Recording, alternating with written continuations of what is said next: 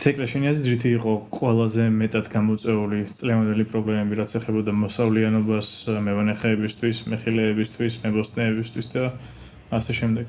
სანდრო, მადლობა. ვფიქრობ, ძალიან მნიშვნელოვანი და აქტუალური კითხვა, რადგან ცოტა უფრო მეტი მესმის მევენახეობაში, მევენახეობის მხრიდან გიპასუხებ. დღესდღეობით ალბათ მთავარი გამოწვევა, რაც სოფლის მეურნეობაში გვაქვს, მათ შორის რა თქმა უნდა მევენახეობაში, ეს არის კლიმატის ცვლილება. როდესაც ჩვენ ვსაუბრობთ კლიმატის ცვლილებაზე, რამდენიმე მიმართულებით მოგვდის გარკვეული იდეა, რას უნდა ნიშნავდეს ეს. მევენახეობაში მიმდინარე წელს კლიმატის ცვლილებამ გამოიწვია ის, რომ ფენოლოგიურად ვაზის განვითარება იყო დაჩქარებული, მივედით ვთქვათ რთველის პერიოდამდე, რთველის პერიოდში დაიწყო წვიმები, რასაც თან წინ მანამდე გვალვა უძღვებოდა, აი ამ წვიმებმა შეცვალეს ისევ შაქრის შემადგენლობა, ქვემოთ ჩამოიწია შაქარმა, რა თქმა უნდა წვიმებმა გადაწია რთველის თარიღი და მივედით ისეთ სიტუაციამდე, რომ აღარ ყურძენი იყო კონდიციური პირობითად ზოგიერთ რეგიონში, შაქარიც ვერ დავაგროვეთ და ამის გარდა მოგეხსენება, რომ ძალიან გახშირდა საკვანი დაავადებები, რა პრობლემაც მიმდინარე წელს აქტიურად ჰქონდა. და საკვანი დაავადებების გავრცელებას რამ შეუწყო ხელი? ძირითადად ეს ამინდის პირობები იყო? ხო, რადგან, ძირითადად რომ ვთქვათ, საკვანი დაავადებების განვითარებაზე რამდენიმე ფაქტორი მოქმედებს. ხო ესეა, ეს არის მასპინძელის მცენარე, ჩვენ შემთხვევაში ეს იყო ვაზი და ამის გარდა გარემოში ტემპერატურა და ტენიანობა და ამ ყველაფერმა ერთიანად მოიტანა ის, რომ საკვანი დაავადებები აქტიურად გავრცელდა.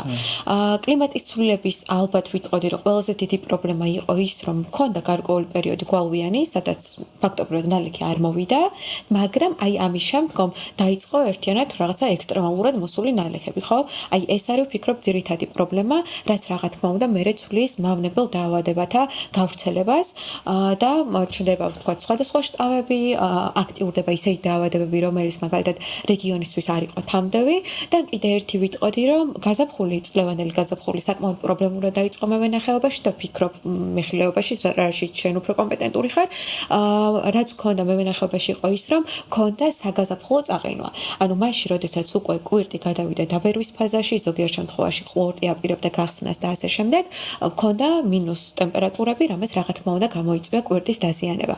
მევენახეობაში ცოტათი უფრო გაგვიმართლა იმ კუთხით, რომ მოგეხსენება და ალბათ მაყურებელსაც მოეხსენება, რომ ვაზის კვირტის შემთხვევაში კვირტი შედგება სამი შიდა კვირტისგან, პირველადი, მეორეული და მესამეული, რადგან პირველადი კვირტი დაზიანდა ჩვენ შემთხვევაში, მაინც მეორეულმა და მესამეულმა მოახერხეს აღმოცენება, მიუხედავად იმისა, რომ მოსავლის რაოდენობა გარკვეულწილად შემცირდა, მაინც ჰქონდა გარკვეული პროდუქციები აი ასეთ დაზიანებულ ადგილებშიც.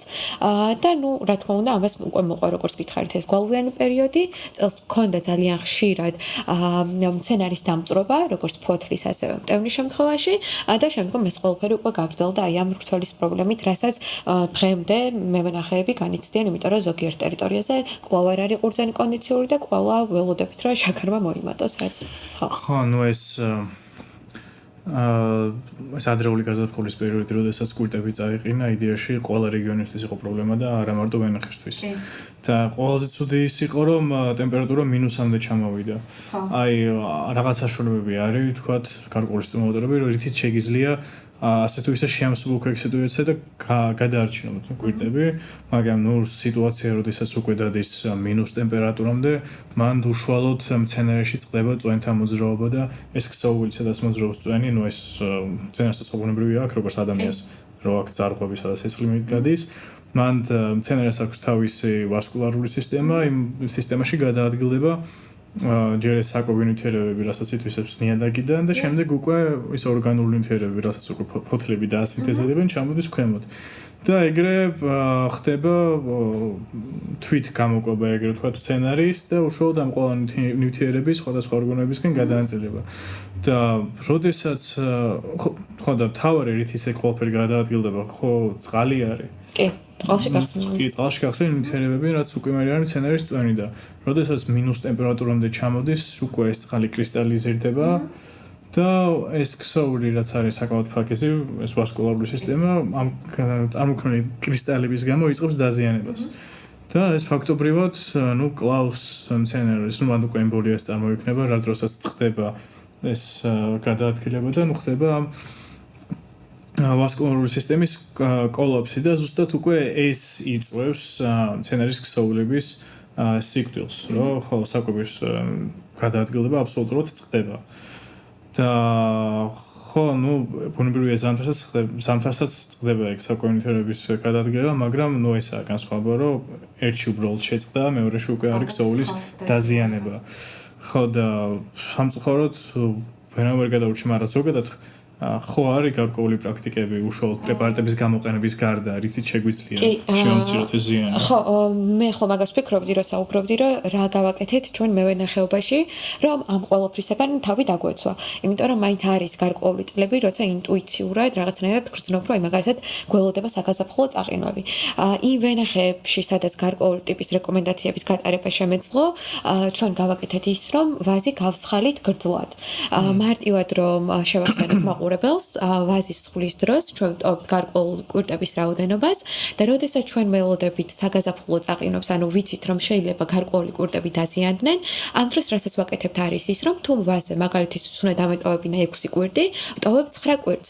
მოგეხსენებათ, როდესაც რქა წარმოვიდგინოთ, როდესაც მოდის გაზაფხული და ტემპერატურა იმატებს, ყოველთვის ვაზის შემთხვევაში ზედა აპიკალური, ანუ ყველაზე ზედა კენწრული კვირტები ვითარდებიან. ჩვენ შემთხვევაში ეს ექსტრა, ანუ ზედმეტად დატოვებული კვირტები განვითარდნენ, რა თქმა უნდა დაზიანდნენ, შემდგომ მივედით ვენახში და ხელახლა გადავსხალით. ანუ ეს ფაქტობრივად იყო ორი ეტაპიანი სხვა, რამაც მოგცა საშუალება, რომ მოსავალი არ დაგვეკარგა. რა თქმა უნდა, ზოგან ეს ყველაფერი არ ყოფილა გათვალისწინებული და აქ უბრალოდ, როგორც გითხარი, ვაზის ბუნებრივ უნარზე დავრჩით მხოლოდ და მხოლოდ, შესაბამისად, აი ამ მეორეულმა კვირტებმა გარკვეული მოსავალი მაინც მოგცეს. მაგრამ სადაც წინასწარ ველოდით, მეტეოსადგურების ინფორმაციით ეს ჭკვიანი მევენახეობის ერთ-ერთი ტექნიკაა, ხო, სადაც მეტეოსადგურები გვეხმარებიან, რომ წინასწარ შევიქმნათ ამინდზე გარკვეული წარმოდგენა, აი ამ შემთხვევაში ალბათ ორმაგმა სხვამ ძალიან გვიშველა. კიდე იყო შემთხვევები, როდესაც ადამიანებმა მაგალითად რიგებს შორის დაანთეს გარკვეული პარაფინის სანთლები, დაწვეს არ ვიცი ზოგმა ბორბლები, რაც რა თქმა უნდა რომ გარემოსთვის ძალიან ცუდია და ალბათ დასჯადის არის, მაგრამ ამ შემთხვევაში უნდა ითქვას ის, რომ წლევანდელ გაზაფხულის ყინვას ჰქონდა რა პრობლემა. ეს არ იყო ყინვა, რომელიც გაგრძელდა, თქვა და დილის საათებში, როგორც სტანდარტულად ახასიათებს ხოლმე ყინვას, ანუ გამთენიისას და არ იყო ეს, რომ გაგრძელდა, თქვა 1 და 2 საათის მანძილზე. მიმდინარე წელს გაზაფხულზე ყინვა იყო საკმაოდ ხანგრძლივი და ანუ ფაქტობრივად არც ეს სანთლების დანთება არ იყო ძალიან დიდი გამოსავალი და მით უმეტეს ეკომეგობრული გამოსავალი. აქვე უნდა ითქვას ისიც, რომ უცხოეთში არის მაგალითად მიდგომები, შეიძლება საქართველოშიც იყენებს ვინმე, ეს არის სპრინკლერების გამოყენება, რაც გულისხმობს იმას, რომ ხდება დაწვიმება, როდესაც დაწვიმდება ყინვამდე მცენარეული მასა, შემდგომ 0 გრადუსზე რა თქმა უნდა წყალი იყინება და შიგნით არსებული კვირტი იქნება თუ ყლორტი, გარკვეულ ცხოველქმედებას მაინც განიცდის. ტემპერატურა პლუსი არის, მაგრამ გარესაბურველი არის ყინულისაგან, ხო, შექმნილი. ამ შემთხვევაში ალბათ უნდა ითქვას ის, რომ იზოლაცია ხდება ხოლმე. კი, აი წარმოიდგინე კვირტის გარშემო ეს ყინულის საბურველი კეთდება, რაც ძალიან საინტერესოა, იმიტომ რომ კვირტი მაინც ცოცხალია და თვითონ ყინვა იცავს უარესი ყინვისაგან, რაც ვფიქრობ, რომ ძალიან საინტერესოა. მაგრამ პრობლემა ალბათ ჩვენს რეალობაში არის ის, რომ სპრინკლერების სისტემა არ არის მარტივი გასამართი, არც ფინანსურად, არც რა თქმა უნდა მობილიზების კუთხით და მათ შორის რამდენიმე ტონა წყალი გჭირდება, შეიძლება 10 ტონას კი ფართობს გააჩნია, რაც პრაქტიკაში ესეთი მარტივი გამოსაყენებელი არ არის. ხო, მაგრამ შენ რომელიმე უცხოურ ქვეყანაში გააქვს ეს პრაქტიკა შენ თვალით ნანახი? კი, საფრანგეთში მაქვს სპრინკლერები ნანახი და სხვათა შორის გერმანიაში ერთ-ერთ ვენახში მაქვს, სადაც ჩვენ როდესაც ვასვლავთ, რქას ხო ამაგრებთ ესე მავთულზე, ხო ესეა? ძირითად მავთულზე დამაგრებული რქის გარშემო აქვთ გატარებული ელექტრული სადენი. და აი ამ სადენში ხდება სითბოს გატარება, ელექტროენერგიის, ესე რომ ვთქვა, და ის სითბო მერე ათბობს კვირტებსაც. ასე რომ ლოკალურად კვირტის გარშემო აღარ ხდება ეს ყინვის მდგომარეობის შექმნა, ესე რომ ვთქვა უხეშად. ერთი ეს არის კიდე რაც რეალობაში მაქვს ნანახი და რა თქმა უნდა ალბათ ყოველს გვინახავს ცნობილი შატოების ფოტოები, როცა ეს პარაფინის სპეციალური სანთლები აქვს რიგებს შორის დადგმული და ამას წვავენ. მაგრამ როგორც გითხარი, როდესაც ყინვა ესეთი ხანგრძლივია, არ მგონია რომ ამ რამდენიმე საათიანმა დაკვამლიანებამ ძალიან დიდი ფონი შეცვალოს, მაგრამ ალბათ სულ არაფერს ამით და ჯობია. ისე ყინვის აქტიური მეთოდი არსებობს, ანუ ეს რა ჩვენ ჩამოვთვალეთ, ალბათ უნდა ვთქვათ და მოყურებელს უნდა უთხრათ, რომ ეს არის ყინვისგან თავდაცვის აქტიური მეთოდები და ამის გარდა გვაქვს კიდე ყინვისგან თავდაცვის პასიური მეთოდები, რაც გულისხმობს იმას, რომ თავიდანვე შევარჩიოთ ისეთი ჯიში, რომელიც შედარებით უფრო კარგად უძლებს საგაზაფხულო ყინვას, რაც იმას გულისხმობს, რომ კვირტი უბრალოდ დაგვიანებით გამოაქვს, ხო? ანუ თუ კვირს გამოიტანს მას შემდგომ, რაც ყინვები ჩაივლის და ვეგეტაციას დაიწყებს დაგვიანებით, უკვე შეგვიძლია რომ გარკვეულწილად პასიურად ყინვას ვებრძოლოთ.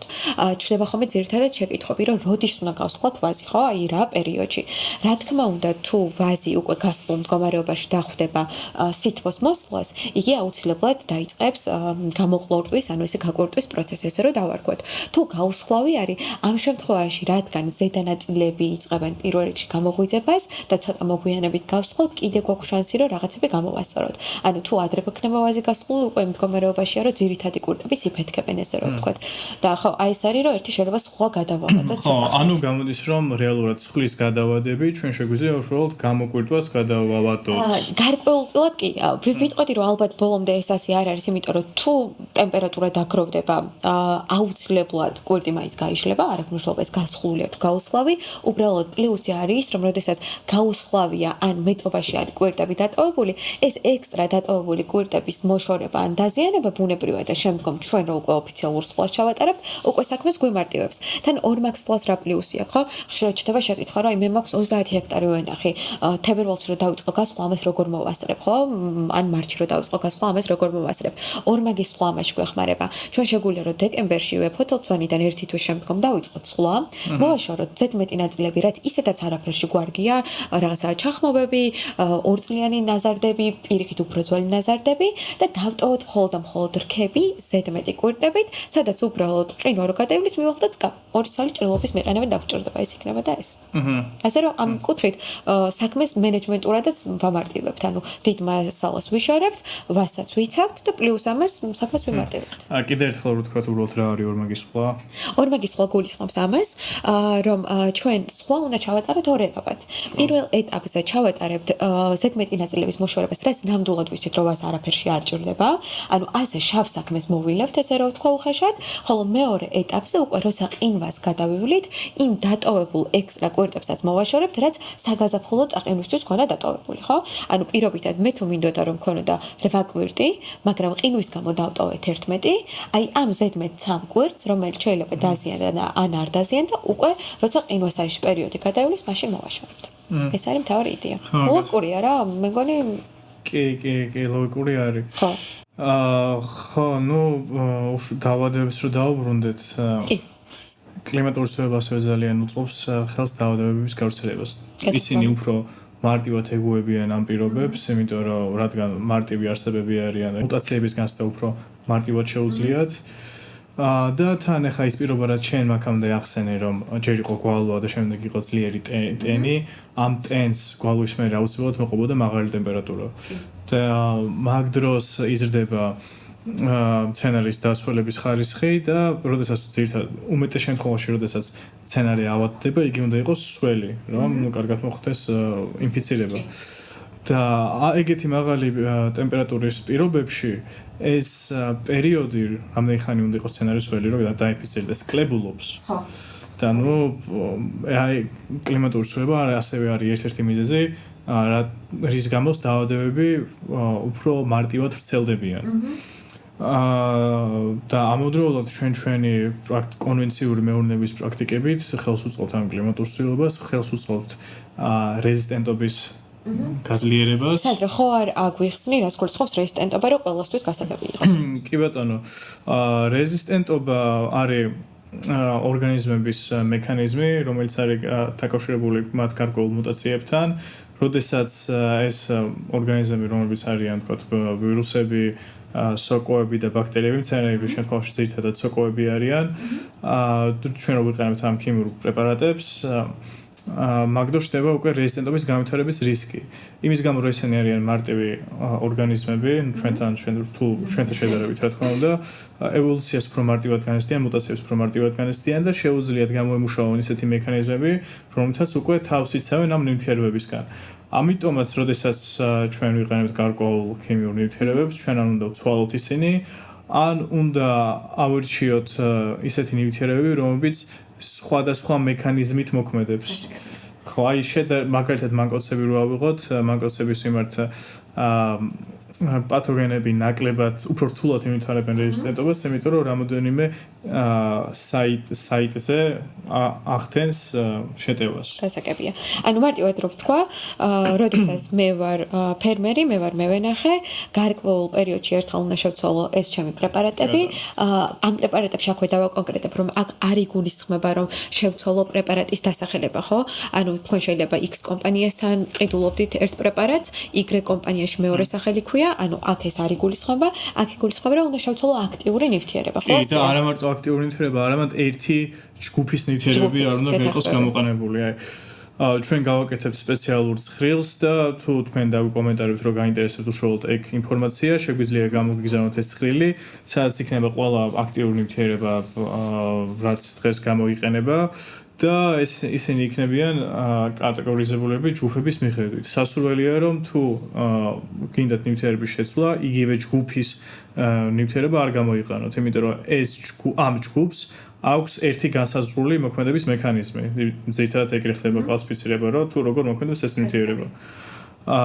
და ხო ლოგიკა რაში არის, რომ თუ ეს ორი ნივთიერება ერთი და იგივე რაღაცაზე მოქმედებს, მაინც შეუძლია რეზისტენტობის განვითარება და იმ რაღაცის დაცვა. გასაგებია. ხო, ესე იგი ჩვენ რასაც გავმახვილეთ ყურადღება იყო მიმდინარე წლის გამოწვევები, ხო? ანუ რაც კლიმატის ცვლილებას უკავშირდებოდა. შენ სწორედ აღნიშნე, რომ კლიმატის ცვლილების შედეგად აი ესე დაავადებები მარტივად იცვლიან თავიანთ რაღაცა სტანდარტულ ჩვეულებებს. აქ რაზეც გავამახვილებდი ყურადღება ჩვენ შემთხვევაში იყო ის, რომ მევენახეობაში წლევანდელი პრობლემა მქონდა ასევე მარცვლის ჭრაქი, რასაც მინდა რომ ყურადღება მივაქციოთ და ნაცრისფერი სიდამპლე. თქვენს კულტურებში აგრონომიაში კიდე ალბათ გვექნება. მენახეს შავი სიდამპლე იყო წელს, ძალიან პრობლემური, რაც წინა სეზონებში მე არ მინახავს ეგეთ პრობლემები ყოფილიყო შავი სიდამპლე. ხო, ნაკლებად მეც არ მახსენდება. რადგან შავი სიდამპლე შევეხეთ, შენ ხო არ იტყვი როგორ ვითარდება ან როგორ მომკურნალდება? კი, როგორ არა. ეს აუცილებლად ყველა მენახეშთვის იქნება მოსასმენი, იმიტომ რომ შავი სიდამპლე ამ წელს ძალიან დიდი პრობლემა იყო, ძალიან ბევრ ნაკვეთში. და სეზონის ბოლოს შავი სიდამპლე ტოვებს ეგრეთ წოდებულ მუმიებს. ანუ როდესაც მარცვალი იწყებს გამოშრობას, ანუ ჯერ მარცვალი ინფიცირდება, შემდეგ ის იწყებს გამოშრობას, ჯერ აქვს რაღაც მოყავისფრო შეფერილობა და შემდეგ გადადის მუქი ასამისფერში და ბოლოს შევა მუმია. ეს მუმიები თუ ნიადაგში მოხვდა, აუცილებლად შემდეგ წელსაც იგივე ნაკვეთში იქნება იმ დაავადების კერა. იმიტომ რომ ეს მუმია არის, რითიც ის ცდილობს რომ გადარჩეს ზამთრის განმავლობაში. მიაღწევს თუ არა გაზაფხულის ტემპერატურა 10 გრადუსს და შესაბამის ტენიანობას, ეს დაავადება დაიწყოს გავრცელებას. მაგრამ ამ დაავადებას აქვს გარკვეული სისუსტეები. ჩვენ თუ მოახერხეთ დასაწყისში დაცვა, შემდეგ უკვე გაგვიმარტივდება. თუ მცენარე დასაწყისში არ დაინფიცირდა, მე უკვე გარკვეული რეზისტენტობა უმუშავდება მცენარეს. უკვე თავის რეზისტენტობა ნამდვილად. კი და მაგ დროს ხო არის შავ სიდამპლეში არის პირველადი ინფიცირება და მეორეული ინფიცირება. პირველადი ინფიცირების დროს მნიშვნელოვანია რომ ჩვენ შევძლოთ ჩვენი მცენარე დავიცვათ იქამდე სანამ ვითარდებიან ფოთლები. თუ ფოთლები უკვე სრულად იქნებიან განვითარებულები, მცენარე აღარ ინფიცირდება. მაგრამ თუ დაინფიცირდა უკვე უნდა ვეცადოთ რომ მოვაცილოთ ეს დაინფიცირებული ფოთლები, იმიტომ რომ მან ფოთლი ჩდება ჯერ ფოთლების ლაქები და ფოთლის რომ ამ ლაქებს რომ დავაკვირდეთ, მან არის ძალიან პატარა სტრუქტურები შავი წერტილებით. ესენი არიან პიკნიდიები. როდესაც მორჩებიან ესენი განვითარებას, უკვე მეორეული ინფიცირება იწყება, რაც გადადის მარცვლებზე.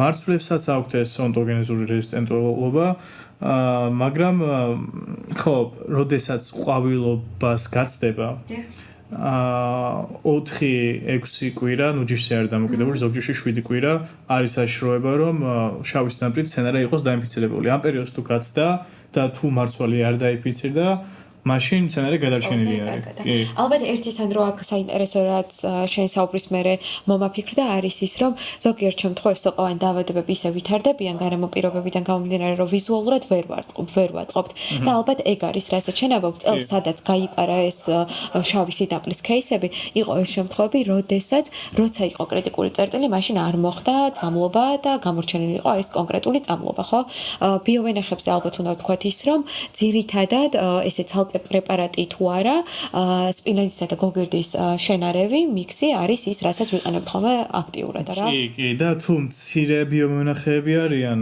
ძალიან კარგი იქნება თუ სოდასაც გამოიყენებენ სწავლობის დროს, იმიტომ რომ სოდა იწვევს ამ სპორების დეჰიდრატაციას. გასაგები, ანუ შესაბამისად თუ სპორინა წყალი ორთქლდება, სპორა კვდება. ხო, სპორა კვდება. ტენი ჭირდება და ზოგადად მექანიზმი რა არის, ხო და ხო მარილი არის. სოდიუმის, ნატრიუმის ბიკარბონატი არის. ხო და ბუნებრივი არის მარილი იწვევს ამ წყლის შეწოვას. შავი სინაბრეს არის ესეთი ისეთი დაავადება, რომელიც შეიძლება ისე პროგრესირდეს, რომ თავიდან არ გამოჩნდეს და გამოჩენა თუ დაიწყო უკვე გვიანი არის.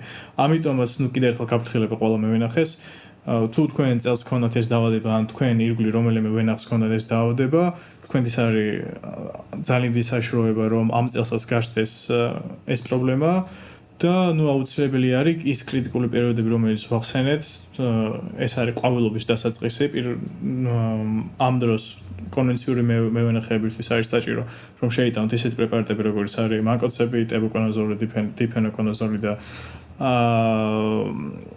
ბოსკალიდი, პირაკოსტრობინი და სხვები.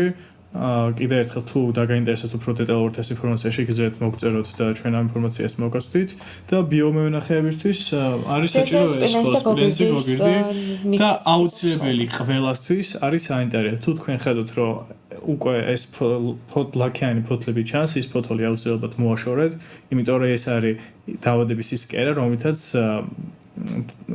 პათოგენები დაიწყებენ უკვე გამრავლებას და გავრცელებას მარცვალზე. თუ დაინფიცირდა მარცვალი, მაშინ ეს ონტოგენური რეზისტენტობა აღარ მოქმედებს და მთელი სეზონის განმავლობაში უკვე მარცვლიდან სხვა მარცვლებზე გადავა დაავადება. აქვე ალბათ დავამატებდი კიდე ერთ დაავადებას, რომელიც მიმდინარე წელს გამოჩნდა ჩვენს ვენახებში უფრო მეტად აქტიურად. ეს არის ნაცრისფერი სიდამპლე. ნაცრისფერი სიდამპლის გამომწვევი სოკო ეს არის ბოტრიტის სინერია. ხშირ შემთხვევაში ზოგიერთ რეგიონში ნაცრისფერ სიდამპლეს მეორენაირად ეწოდება ასევე კეთილსხობილი სიდამპლე, იმიტომ რომ მეღვინეობისთვის გარკვეული დადებითის მოტანა შეუძლიათ, მაგრამ ჩვენს რეგიონში კლიმატის პირობებიდან გამომდინარე უფრო მეტად იგი იწვევს პრობლემებს, რაც სიდამპლის სახელით არის წარმოდგენილი. ნაცრისფერი ქვია, ვინაიდან მარცვლებზე პატარა ნაცრისფერი ნადების გაკეთება ახასიათებს და შესაბამისად ფერიდან გამომდინარე უწოდებს ნაცრისფერ სიდამპლეს. ამ შემთხვევაში, როგორც შავი სიდამპლის შემთხვევაში შენახსენე სანდრო, ძირითადი პრობლემა იწყება ყვავილობის შემდგომ პერიოდში.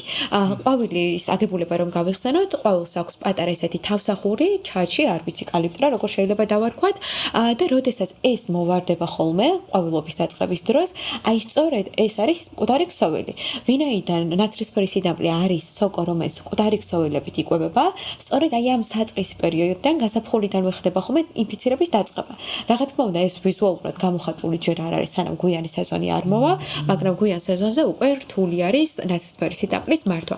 განსაკუთრებით ისეთ შემთხვევებში, როდესაც გვაქვს დამატებული, აი მაგალითად ამ კვირაში ხო, საკმაოდ მაღალი ტემპერატურა 20-დან 25 გრადუსამდე გვაქვს ტემპერატურა.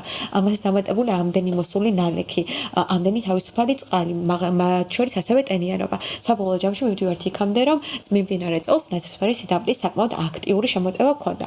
ვფიქრობ, ალბათ მაყურებლისთვის ასევე მნიშვნელოვანი იქნება ყურადღება გავამახვილოთ იმაზე, რომ იქნება ეს რთველი შემდგომ ვენახის მოვლა თუ სხვის პერიოდი, აუცილებელია ვენახის ჰიგიენის დაცვა. აქ იგულისხმება ის, რომ აუცილებლად ანასხლავები უნდა გავიტანოთ, რთველი შედეგად მორჩენილი ვთქვათ მუმიები იქნება ეს, ზედმეტი ნაწილები აუცილებლად ვენახიდან უნდა გავიტანოთ, ბალახი უნდა მოვაწესრიგოთ, ასევე ხშირ შემთხვევაში ზოგიერთი მევენახი მიმართავს ხოლმე რთველი შემდგომ წამლობას, რათა თავი დავიცვათ გარკვეული დაავადებების ინვაზიის განმცენარეში და საბოლოო ჯამში ეს პატარა ხელსაწყოები გვეხმარება, რომ გაზაფხული უფრო მეტად სუფთა ვენახში დავიწყოთ და ასე შევამციროთ სოკოების გავრცელება შემდგომი სავეგეტაციო წლისთვის. თეკრე და ტევნის ჭრაკზე რას გვეტყვი? ხო არის საერთოდ რატომ მიმდინარეობს ეს პროცესი ისე, რომ ფოთოლზე არ ჩანს? ძალიან კარგი კითხვა არის. ცოტა ჭრაკზე მე ვისაუბრებ. კი ვთქვით, რომ მარტივი ორგანიზმები არიან, მაგრამ ისეთი რთულია ამ ჭრაკის მართვა, რომ მე მგონი ჩვენზე კომპლექსური და რთულია ხანდახან. საბოლოო ჯამში ჯერ შევეხები იმას, რომ მით უმეტეს ორგანულ მევენახებაში ძალიან რთული არის, ხო? ჭრაკის მართვა, სოკოვანი დაავადებების მართვა ზოგადად და ძალიან კომპლექსურ მიდგომას ეყრდნობა. აქ არა მხოლოდ პრეპარატები გვეხმარება, არამედ მევენახის მიერ გატარებული სამუშაოები, ხო? როგორ ჩაატარა მწვანე ოპერაციები, როდის ჩაატარა მწვანე მწვანე ოპერაციები და ასე შემდეგ. წლევანდელ წელს ჩვენ გვქონდა შემთხვევა, როდესაც მტევნები მზის მხარეს განსაკუთრებით, რომლებიც იყო მიშვერილი, ესე რომ ვთქვათ, აი ეს მტევნები ვიზუალურად გამოიყურებოდნენ, რომ თითქოს დაიწუნენ. ანუ მქონდა რაღაცა სიმპტომურად დამწვრობის შემთხვევა. საბოლოო ჯამში, როდესაც ჩვენ ცოტა ღრმად ჩავუკვირდით ამ საკითხს, ხშირად ვნახავდით ასეთ რამეს, რომ ზოგიერთი მტევანი იყო მართლა დამწვარი, ანუ დეჰიდრატაცია იყო მომხდარი, გამომშრალი იყო, ზოგიერთ შემთხვევაში კი იყო ესეთი რაიმე, გაზაფხულის პერიოდში ჭრაქის სპორები გავრცელდა ყვავილზე. ყვავილზე გავრცელების შედეგად ხო, ანუ გავრცელდა ყვავილობის დროს და ყვავილობის მოყვა რა თქმა უნდა გამონასკვა. აი ამ გამონასკვის შემდგომ ისე მოხდა, რომ ჭრაქი რაღაცნაირად მცენარის შიგნიდან განვითარდა, ანუ მარცვლის შიგნიდან განვითარდა. შესაბამისად, თუ მარცვლის შიგნით არის მოქცეული, კი ის რაღაც ეტაპზე ალბათ ჩაიხარშება, შეწყოს განვითარებას და ასე შემდეგ, მაგრამ რაღაც ეტაპზე ეს იყო ჭრაქის ისეთი ფორმა, რომელიც საბოლოო ჯამში აღარ განიკურნა.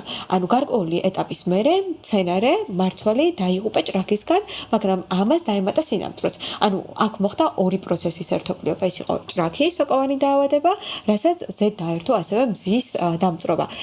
ამაზე რადგან კვლევა ესე არ ჩამიტარებია, ცოტა გამიჭირდება საუბარი, მაგრამ მიმაჩნია, რომ ზოგიერთი მცენარე და ზოგიერთი მტევანი, რომელსაც ჰქონდა დაბალი იმუნიტეტი, ზედმეიდატვისთვის გამო იყო დაჩაგრული ან ატარებდა კონკრეტულ დაავადებას, როგორც არის მაგალითად ესკა, აი ასეთ მტევნებს უფრო მეტად შეეხო აღნიშნული პრობლემა, ვიდრე პირობითად ისეთ ვაზებს, რომელიც კარგად იყო გასხლული, ჯანსაღნი იყვნენ და შედარებით მაღალი ჰქონდათ იმუნიტეტი. აქვე დამწვრობაზე რასაც გამოვახვილებდი ყურადღებას, ვინაიდან კლიმატის ცვლილების გამო დამწვრობა გახდა საკმაოდ აქტუალური, ვფიქრობ, რომ ალბათ მე ვენახებს რამდენიმე მეთოდი შეიძლება შევთავაზოთ, თუ როგორ შეიძლება დამწვრობისაგან დავიცვათ თავი. პირველ რიგში უნდა ითქვას ის, რომ სცენარაში მზის ტემპერატურის მომატებასთან ერთად, რა თქმა უნდა, რომ ფიზიოლოგიური პროცესები ნელდება, როგორც არის ფოტოსინთეზი და სხვა. აღსანიშნავია ის, რომ როდესაც ტემპერატურა 35 გრადუს და ზემოთ მიაღწევს, უკვე შესაძლებელია, რომ ფოთოლი დაზიანდეს, განსაკუთრებით ახალგაზრდა ფოთოლი და მოხდეს ისეთი პროცესი, რომელსაც ჩვენ ვუწოდებთ ფოთლის დამწვრობას, იგივე არუჯვას. აქ ძალიან მნიშვნელოვანია, რომ პრევენციულად მოვახერხოთ, მაგალითად ორი მიდგომა გამოვიყენოთ. ერთი არის ის, რომ როგორც კი ამინდის პროგნოზი ჩვენ გვეუბნება, რომ ტემპერატურა ადის მაღალ გრადუსამდე, გამოვიყენოთ სპეციალური ორგანული თიხა, მაგალითად კაოლინი. კაოლინი ეს არის თეთრი ფერის ფხვნილი, რომელიც საბოლოო ჯამში გვეხმარება, რომ მცენარე აირეკლოს მზის სხივები. ზოგიერთი კვლევა აჩვენებს, რომ კაოლინიან და უკაოლინო მცენარეს, ანუ ფოთოლს ან მარცვალს შორის განსხვავება არის 7 გრადუსის, კი რაც საკმაოდ მაღალი სხვაობა არის და კიდევ ერთხელ ხას უსვამს კაოლინის ეფექტურობაზე და შესაბამისად კაოლინის შესხურების შემდგომ მცენარე გარკვეულწილად დაცული არის მზის აქტიური ნეგატიური ზემოქმედებისაგან. ეს არის ერთი მიდგომა ალბათ, რაც შეიძლება გამოვიყენოთ და მეორე ვიტყოდი არის ის, რომ თუ ჩვენ რაღაცნაირად მოვახერხებთ, რომ ფურჩქნა ჩავატაროთ ოპტიმალურად, ანუ მცენარეული მასთან მწვანე მასა ისე შევამციროთ, რომ გამოუნასკვავი ყვავილედი თავიდანვე შეაჩვიოს მზის სხივებს, ასე მას უფრო მეტი დრო ექნება, რომ მზის მიმართ გახდეს მედეგი და შესაბამისად დამწვრობა მასზე ნაკლებად იმოქმედებს. ალბათ ეს ორი ღონისძიება, რაც ყველაზე მარტივად შეიძლება ჩავატაროთ მე. კი და იცი რა მაინტერესებს, კაოლინის თიხას როდესაც იყენებენ, ხო, თიხარ და თეთრი ნადები ეტება ფოთოლსაც და ეს ფოტოსინთეზს არაფერ ხე? ხო, ძალიან კაი კითხვა არის, სანდრო, მადლობა. ამის თქმა მინდოდა და გამომრჩა. კაოლინის შემთხვევაში უმეტესწილად კვლევები აჩვენებს იმას, რომ ფოტოსინთეზი არ ფერხდება. კი, არის ზოგიერთი კვლევა, სადაც ნაჩვენებია, რომ მცირედით შემცირდა, მაგრამ როგორც ასეთი შეფერხება არ ხდება და ის ფოტოსინთეტები, რომლებიც ჩვენს ახსენე, ეს ნივთიერებები, რაც მცენარის კვებისთვის არის აუცილებელი, მაინც სინთეზდება. აი, ეს არის განსხვავება კირსა და ფოტოსინთეზს შორის, ხო? დასავლეთ საქართველოს ჩვენ კარგად ვიცით, რომ კირს იყენებენ, ეს გადათეთრებული არ ხოლმე ლომაზე ვენახები. კირი ახერხებს იმას, რომ ფოტოსინთეზი შეანელოს, შეამციროს და ასწავლოს. აი, კაოლინის შემთხვევაში მცენარე კვლავ აგრძელებს თავის ფიზიოლოგიურ განვითარებას, რაც ძალიან დიდი პლუსია. ხო, მე კაოლინის თიხა ჩემით არ გამოვიყენებია, ну, ვიცი, უბრალოდ რომ პრაქტიკაში ძალიან სასარგებლო არის. მე ძირითადად ამინომჟავებს ვიყენებდი, მაგრამ ხო, მტევანს ამინომჟავა ნაკლებად დაიცავს. ეხლა ყველა ამინომჟავის მექანიზმი განსხვავებული არის და ძირითადად რამე პრეპარატს ვიყენებ, კომპლექსი არის ამ ამინომჟავების. ისინი ძირითადად იწვევენ კუტიკულაზე გარკვეული ნივთიერებების გამოყოფას. და აპკის როლი აქვს უკვე მაგას და ეს აპკი იცავს მზის რადიაციისგან. ფიქრობ, რომ ყველაზე კარგი იქნება თუ ეკონომიკური შესაძლებლობა არის ამის, რომ ამ ორი კავლინის სტიხის და ამ ამჟამების განვითარება, იმიტომ რომ ბუნებრივია, რომ თან მაღალი რადიაცია, მაღალი ტემპერატურა და ეს იწვევს სხვადასხვა ფიზიოპათიას, მცილები იშლება, ხდება ვეგეტატიური პროცესები და ამის გამოყენებით ჩვენ უკვე შეგვიძლია გარკვეულწილად ცოტა კიდევ უფრო შემოსავლად სიტუაცია. თუ ეკონომიკური შესაძლებლობა არის მაგისი, მაშინ ვფიქრობ, რომ ღირს. კი, ჩვენ ალბათ მაგას დავამატებდი. ვფიქრობ, რომ ესეთი პრობლემები არის უფრო მეტად კომპლექსურად საბრძოლველად, ხო? ანუ მარტო ერთი პრეპარატი აქ ვერ გიშველის, მაგალითად ჩვენმა კოლეგამ ამ შემთხვევაში გამიზიარა თავისი პრაქტიკა, რომ მართვალში გაზარდა, ანუ კალციუმის მიწოდება, ასევე კალიუმის მიწოდებაც, რამაც საბოლოო ჯამში რა შედეგამდე მივიყვანა, რომ უჯრედის კედელი, ანუ მცენარეული უჯრედის კედელი გახდა უფრო მეტად რიგიდული, უფრო მეტად მყარი. შესაბამისად, ამან კიდევ ერთხელ შეუწყო ხელი იმას, რომ ნაკლებად დაზიანებული იყო გარეგანი ბიოტური თუ აბიოტური ფაქტორებისაგან. და ალბათ ამინომჟავები, კაოლინი, ეს მწვანე ოპერაციები, ალბათ უნდა ვთქვათ ისიც, რომ ბალახის გათიბვა, ხო, მაგალითად, ზოგიერთი ადამიანი ნიადაგს ტოვებს საერთოდ შიშველს, რაც არის ძალიან დიდი პრობლემა და იწვევს კიდევ უფრო აქტიურად მცენარის გვალვისკენ თუ დამწვრობისკენ წასვლას, ხო? აქ ალბათ ორი ტერმინი უნდა გავასხოთ, ერთი რო გვალვა და მეორე დამწვრობა, მაგრამ საბოლოო ჯამში უბალახობა ორივეს უფრო მეტად აძლიერებს. ხო არ გავუზიაროთ მაყურებელს საფარი კულტურების და მულჩირების პლუსები. კი, გავუზიაროთ, უბრალოდ რაღაცას დავამატებდი შენ მეგობრის კვლევაზე. ძალიან საინტერესო არის ეგ მეთოდი, როდის გამოიყენა კალიუმი და კალციუმი, იმიტომ რომ ხო კალიუმი ნახშირწყლების სინთეზზე არის პასუხისმგებელი და კალციუმი უჯრედის კედელის სისქელეზე. კი. და მაგას კიდე მე ვფიქრობ, რომ დაემატებინა სილიციუმი. კიდევ უფრო მეტად გააძლიერებდა, იმიტომ რომ სილიციუმიც იწვევს საკმაოდ კორტიკულის განხევებას და უჯრედის კედელზეც მოქმედებს. და კიდე მე ვფიქრობდი რაღაც ერთ პერიოდი, რომ რამდენად შეუწყობს მაგნიუმის დამატება რადიაციის გადატანას. მაგნიუმის დამატება რადიაციის გადატანას. ანუ გულისხმობ რადიაციის უარყოფითი შედეგების გადატანას? კი, ხო. იმიტომ რომ ნახე რა მექანიზმით? იმ მექანიზმით, რომ რეალურად ამ სხივებს ხო მაგნიუმი იღებს, იმიტომ რომ ქლოროფილში შემცველობაში მთავარი ეს მთავარი ელემენტი, რომელიც შემდეგ აღიზნება და გარკვეული მექანიზმებით თუ გამელიქნოების გადაცემას იწყებს, მაგამდე აღარ შევიდეთ. ეგ არის მაგნიუმი და ფიქრობდი, რომ იქნებ თუ ქლოროფილის რაოდენობა აიწევს, ფოთლისთვის უფრო მარტივი იქნება ამ ზესხიების მიღება და ამ ენერგიის უკვე სხვანაირად გადანაწილება, ისე რომ ფოთოლის ტემპერატურა არ გაიზარდოს. იცი რა, საინტერესოა. სადოქტორო კვლევა. სადოქტორო მოვიფიქრეთ მე მგონი. ხო, ფიქრობ, რომ ძალიან საინტერესო არის. მეგობრებო, ჩვენ ვთქვით, რომ ძალიან არ გავართულებდით, მაგრამ გავართულეთ. ხო, ანუ ძალიან საინტერესო არის. ხვდები ლოგიკაში მოყვები, რასაც აბა არ ვიცი პრაქტიკაში როგორ არის, მაგრამ ერთი სადამდეც მიდის, ხო, სილიციუმი იქნება, მაგნიუმი იქნება, ბორი თუთია თუ ასე შემდეგ. ყველგან მივიდივართ იმაზე, რომ მცენარე უნდა იყოს ოპტიმალურად გამოკვებილი, ხო? ანუ ამ შემთხვევაში გულისხმობა, რომ არ უნდა იყოს არც ზედმეტობა, არ უნდა იყოს არც ნაკლებობა, ხო? აი მაგალითად, ჩემი მეგობარი, რომელიც რეგენერაციულ სოფლის მეურნეობას მიყვება, მუდმივად მიზიარებს ხოლმე ამ სტატიებს, სადაც საუბარია იმაზე, რომ არც ზედმეტობა არ არის კარგი, ხო? აი მაგალითად შეგვიძლია აზოტის მაგალითი მოვიყვანოთ. ხშირად, როდესაც ვთქვათ უკვე ვეგეტაციის დასაწყისში კი არა, არამედ შუაში იყენებენ აზოტს, ეს იწვევს რას, რომ მარცვლები ზომაში იზრდება, რაც ერთი შეხედვით უნდა იყოს კარგი ამბავი, ხო ესეა? მაგრამ ზომაში გაზრდილი მარცვლების, რომლებიც მდიდარი არის აზოტით და დიდი რაოდენობით შეიცავენ აზოტს, ბევრად უფრო მოწყვლადებიანია სოკოვანი დაავადებების მიმართ, ხო? აი ამ ჩვენ ნაცრისფერ სიდამპლეს, რომელიც ვახსენეთ ბოდრედის სცენარია, ზუსტად ეს უხეშად რო ვთქვა, ამომცნობი აქვს, რომ როგორც კი ხედავს, რომ მტევანი მდიდარი აზოტით, აი სწორედ ესეთ მტევნებს აზიანებს და მიმაჩნია, რომ აი აქ ალბათ შენ მიდგომას ესეც კარგად ასაბუთებს, რომ ყველა ელემენტი ალბათ გარკვეულწილად დაბალანსებული რაოდენობით უნდა იყოს. რადგან აზოტი ახსენე, ეგ სხვა თემაში უნდა განვიხილოთ, მე თუ იმეს უნდა ნაყოფის გაზრდა, აზოტის მაგერო ჯობია რომ კალიუმი გამოიყენო. კალიუმი? იმიტომ რომ ნაყოფის დროს ჯერ გარკვეული მჟავები უნდა ორგანული მჟავები უნდა წარმოიქმნან ბუნებრივი არის ცილები და სხვა ნივთიერებები და მე უკვე შაქრიანობის წარმოება იწყება. ამ ორგანული მჟავებისთვის თქვათ რომ არის საჭირო ეს აზოტი და უკვე შაქრიანობისთვის და ნახშირწყლების სინთეზისთვის არის საჭირო კალიუმი. და ხა ბუნებრივია ნაყოფში ძალიან დიდი რაოდენობით არის ეს ნახშირწყლები. ეს მთელი სტრუქტურა ფაქტობრივად ეგ არის და მაგიტო ხო და კარგი ნაყოფი არის აზოტის და კალიუმის ბალანსი. ბალანსი, ხო? და ამიტომ ვიღაცები არის ეგეთი პრაქტიკა, რომ გვარჯილა დავაყარეთ, რომ ხა გაიზარდა საკარის ხალხი იქნება. დააბალანსეთ, დააკერით ეს გვარჯილა და ამასთან ერთად დააბალანსეთ კალიუმთან.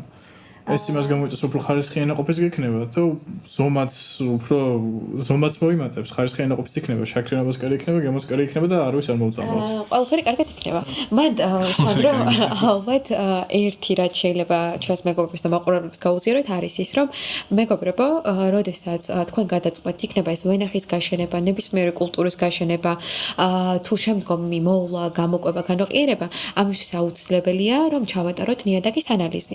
როგორც ჩვენ ადამიანისთვის არის აუცილებელი სისხლის ანალიზის ჩატარება და პერიოდული კონტროლი, ანალოგიურად სანამ ვენახს გააშენებთ ან ნებისმიერ სხვა კულტურას, აუცილებელია თქვენს ნიადაგზე შექმნას წარმოქმნა. არის რამდენიმე აუცილებელი კომპონენტი, რომელიც უნდა წინასწარ იცოდეთ, რაც მერე გაგიმარტივებთ მართვას. მაგალითად, ეხა შენახსენე, ხო? ანუ გვარჯილა. შესაძლებელია სულ არ ჭირდება მცენარეს, ხო? ის კონკრეტული კომპონენტები, რაც გვარჯილით უნდა შევიტანოთ, ხო? ამიტომ უმჯობესია, რომ ზუსტად ვიცოდეთ რა აკლია ჩვენ მცენარეს და შესაბამისად მერე შევიტანოთ. საფარი კულტურებზე არის გასაკვირებელი. მადლობა რომ შემახსენე ეს მოვინიშნე. საფარი კულტურების გამოყენება და მულჩირება, რასაც ვეძახით, ხო? აქ უნდა ვთქვათ ესეთი რამე, რომ როდესაც ჩვენ გვაქვს ნიადაგი, რომელიც არის უბალახო მდგომარეობაში და არის სრულიად შიშველი. ხშირად ინტერნეტში იდება ხოლმე ვიდეოები, სადაც რიგთაშორისებში ნიადაგი მთლიანად გაფხვირებულია, რბილად გამოიყურება, ლამაზად გამოიყურება, იმიტომ რომ ზედ ბალახი არ არის. ვაწყდებით ხოლმე კომენტარებს, რომ აი ეს არის მოვლილი ვენახი, ეს არის მოვლილი ნაკვეთი. ეს ნამდვილად ასე არ არის, მეგობრებო. აუცილებლად ნიადაგს ეს საჭიროება ბალახეული საფარი, თუ ბუნებრივად გაქვთ ისეთი ამ შემთხვევაში შეგვიძლია ვთქვათ ალბათ უფრო საფარი კულტურა ვიდრე სარეველა, რომელსაც იმორჩილებთ თიბით და მულჩირებით, უმჯობესია რომ ნიადაგზე იყოს აუცილებლად გარკვეული ტიპის საფარი კულტურა.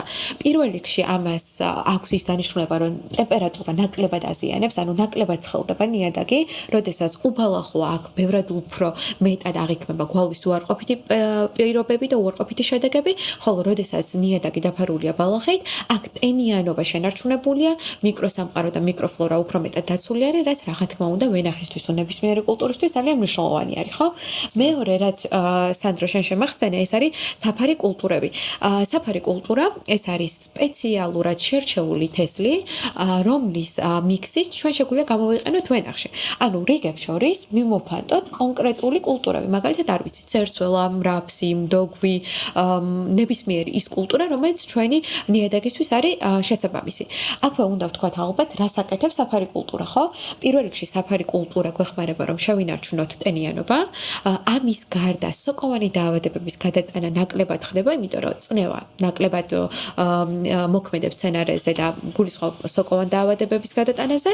და კიდევ ერთი მნიშვნელოვანი არის ის, რომ საფარი კულტურები გვეხმარება ნიადაგის არა მხოლოდ განოყიერებაში, არამედ სტრუქტურისა და ტექსტურის გაუმჯობესებაში. ხო, უფრო მეტად აფხვიარებს და აი ასე შეგვიძლია რომ მარტივად ბევრი პრობლემა გადავჭრათ. და სარეველები რადგანაც ახსენე, იმის მიხედვით თუ როგორი სარეველები იზრდება ჩვენ ნიადაგზე, ჩვენ შეგვიძლია ვივარაუდოთ რას პრომონებული ნიადაგში. კი, მაგალითად, ხავსი თუ იზრდება ჟავიანობისკენ არის უფრო მეტად გადახრილი. გარკვეული კულტურები, არ მარტო გარკვეული კულტურებს, არამედ გარკვეულ სარეველებს ურჩევნიათ ისეთი ნიადაგი, სადაც უფრო ბაქტერიული მიკროფლორაა ვიდრე სოკოვანი. არა და ზოგ კულტურას ჭირდება პირიქით ეს სოკოვანი მიკროფლორა. მეგობრ სოკოებს გულისხმობ ალბათ? ხო. მიკორიზები და ასე შემდეგ. არა მარტო მიკორიზები, ზოგადად ნიადაგში ხო არის თავისებური მიკროფლორა, სადაც არის აქტონომიცეტები, ბაქტერიები, სოკოები. ეს ყველა მიკროორგანიზმი არის რაღაცა თანაფარდობით. როდესაც ინტენსიურ მიწათმოქმედებას როდესაც ვეწევით, ნელ-ნელა ეს მიკროფლორა იწვევს გადახრას ბაქტერიული მიკროფლორისგან. ეგეთი მიკროფლორა აწყობს ზოგიერთ ბოსტნეულ კულტურას საკმაოდ. აი მაგალითად ბროკოლი. ბროკოლისთვის იდეალური არის ბაქტერიული მიკროფლორა, მაგრამ აი ისეთ კულტურები როგორც არის თქვა მოცვი და ზოგი ხეხილი, მაგათ ბეროთ ურჩევიან სოკოვანი მიკროფლორა. და ძალიან მივიწყებული პრაქტიკა არის კომპოსტირება.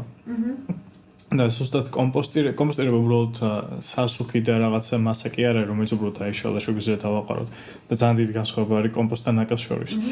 ზუსტად კომპოსტირების დროს ამ კომპოსტში იწყებენ გამრავლებას ეს მიკროორგანიზმები. და ჩვენ თუ თქვათ კომპოსტის დამზადებისას გამოვიყენეთ ტყის ნიადაგი, ტყის ნიადაგში არის უფრო მეტი სოკო. მაშინ ამ კომპოსტში დაიწყებენ გამრავლებას ეს სოკოვანი მიკროორგანიზმები. და შემდეგ უკვე ჩვენ რო გამოვიყენოთ ეს კომპოსტი ჩვენ ნიადაგში, მაშინ უკვე ამ მიკროორგანიზმების პროცენტულობის გადახრას ვიწყებთ სოკოვანისგან. და იწვება უკვე ნიადაგში მიმავალი პროცესები და ეს ბუნებრივი აისახება მთლიანად ვეგეტაციაზეც მოსავლიანობაზეც. სანდრო, იმ ადამიანებისთვის, ვინც კომპოსტირება ან ტერმინი არ ეცნობათ, ან კომპოსტის სასარგებლო თვისებებს არ იცნობენ, ხო არ გაუზიარებ რა სარგებელი მომაქვს კომპოსტს ჩვენი ნიადაგისთვის და მცენარეული საფარისთვის? კი ბატონო, ორ ძირითად ფაქტორს შეგვიძლია დავყოთ. პირველი არის, რომ არა მარტო ორი, ბევრი ფაქტორი არის მანდ. ერთ-ერთი მთავარი არის, რომ შეგვიძლია ჩვენ ნივთიერებები მივაწოდოთ, იმიტომ რომ ყველაფერი რაც იშლება გარკვეულწილად შემდეგ მცენარის საკვები ნივთიერებებში გადადის. ხო, ეს მარტივად რო ვთქვათ. მეორე ფაქტორი არის, რომ უკვე კომპოსტი მოქმედებს ნიადაგის სტრუქტურაზე და მაგაში იღებენ მონაწილეობას უშუალოდ ეს მიკროორგანიზმები. მიკროორგანიზმები იღებენ მონაწილეობას არა მარტო ამ სტრუქტურიანობაში, არამედ მომავალში ნივთიერებათა გარდაქმნაში. და ეს ნივთიერებათა გარდაქმნა თუნდაც მოქმედებს სასუქების დაშლაზე. სხვა ყველა ნარჩენი რაც მოხდება ნიადაგში, მაგათ გარდაქმნაზეც მოქმედებს. და ფაქტობრივად ეს არის საშუალება, რითიც როგორც მაგამდე ვახსენე, ბაქტერიებს და სოკოებს გავამარალებთ ჩვენ ნიადაგზე და ეს ბაქტერიები და სოკოები არის შუამავლები ნიადაგსა და მცენარეს შორის. ამიტომ არის აუცილებელი და სხვათა შორის ბოდიში დავამატებდი ძალიან საინტერესო გვესტუმრეთ უკა. ხო. შემოვუშვათ? შემოვუშვათ. ხო, სტუმარი ყავს მეგობრებო. ალბათ რაც უნდა ვთქვათ კიდე ის არის ამ ჩვენს ბაქტერიებზე და სოკოებზე არის ის რომ სწორედ ეს მეგობარი სოკოები და მეგობარი ბაქტერიები ეხმარებიან ნიადაგს რომ იყოს ასე ვთქვათ თვითმყოფადი და ააგროვოს ორგანული მასა და შესაბამისად მათზე ზრუნვა არის ძალიან მნიშვნელოვანი. ვინ აზიანებს ხო აი ამ ჩვენს მეგობარ სოკოებს და ბაქტერიებს ხო? მათ ძირითადად აზიანებს ყველაზე პრობლემური ნივთიერება ჰერბიციდი რომელიც კი საქმეს უმარტივებს მაგრამ კლავს ნელ-ნელა მიკროსამყაროს, რაც რა თქმა უნდა დიდი პრობლემაა. აი, აქედან ფაქტობრივად უკვე გადავდივართ უკვე ორგანული მეურნეობის აუცილებლობაზე. ხო, ალბათ რა. სარეკლამო წყვეტა, მაგრამ ჯერ არავინ არ ყავს რეკლამიორი თუ რეკლამის მომცემი. ხო. სპონსორი. ხო, მოკლედ, რაც უნდა ვთქვათ ალბათ ორგანულ სოფლის მეურნეობაზე არის ზუსტად ეს, რომ ორგანული სოფლის მეურნეობა გვეხმარება რაღაცნაირად, რომ ისე ვაწარმოოთ, არ ვიცი, ეს იქნება რაღაც ღვინო, ვენახი, ყურძენი თუ ნებისმიერი ის პროდუქტი, რასაც ვმუშაობთ, რომ სამყარო ნაკლებად ავაზიანოთ. აქ ალბათ ვიტყოდი იმას, რომ ნელ-ნელა ხდება ნიადაგის დეგრადაცია, ამაზე უამრავი კვლევები აქვს, მაგალითად FAO-ს და მნიშვნელოვანი ორგანიზაციებს, რაც გვაჩვენებს, რომ ხდება ნიადაგის ანთროპოგენური ეროზია, ხო? ანუ ადამიანების დახმარებით ვერ ვიტყოდ, მაგრამ ადამიანის უარყოფითი ზეგავლენის შედეგად ნიადაგი ნელ-ნელა იღუპება, ხო? მათ შორის ჰერბიციდები არიან ამისი მთავარი გამომწვევები. კიდე ხო არ არის რაიმე რაც გახსენდება მთავარი გამოწვევა, რაც